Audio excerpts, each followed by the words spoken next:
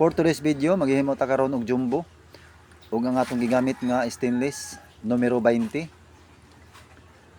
Magputol ta diha og 18 pieces. Ayan, na may haba na 3.5 inches. Pagkatapos natin pagputol dyan, hasain muna natin yung pinakadulo niya. Pag humana to og hasa sa pinakadulo ni dya, ato na po ng laparo ng ijang tikas tumoy. Kabilang dulo niya, pagkahuman, nalapad na, maghimo na po taog pinaka-center ni dya. Kaya mo na hiktanan sa nylon. Ayan. Tapos may haba yan na 3.5 inches. Kung ato na ibugkot diha, katong atong giputol nga 18 pieces. O magnetic wire yung gigamit natin dyan mga idol. Mayroong magnetic wire yan sa ilalim.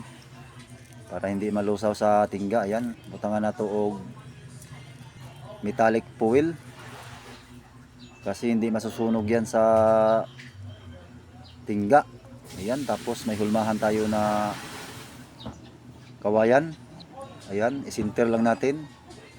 Tapos magtunaw tag tingga.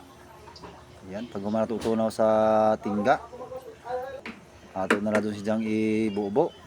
Sana mga idol may matutunan kayo kung paano magawa ng jumbo. Ito ay panguhuli ng pusit. Ayan, inalagay na natin yung nilusaw na tingga. Tapos palamigin muna natin. Pag lumamig na, ayan, tanggalin natin yung kawayan niya, biyakin lang natin.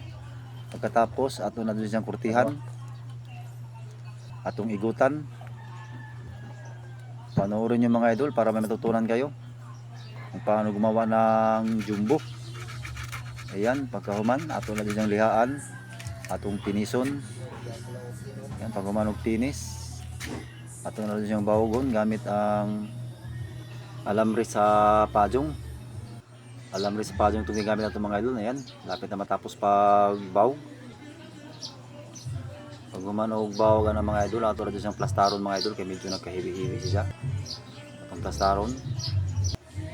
Ayan, tapos na mga idol, ato na lang pintalan karon. Ayan, pintalan nato og puti mga idol, tapos may pula. Lagyan din natin ng pula. Yan ang pinaka design nya. Lapit na matapos mga idol. Ayan, tapos na mga idol. Ito, tingnan nyo mga idol kung paano ito gagamitin. Ayan, ganyan lang paggamit ito mga idol. Ayan. Okay, salamat sa panonood. Bye bye.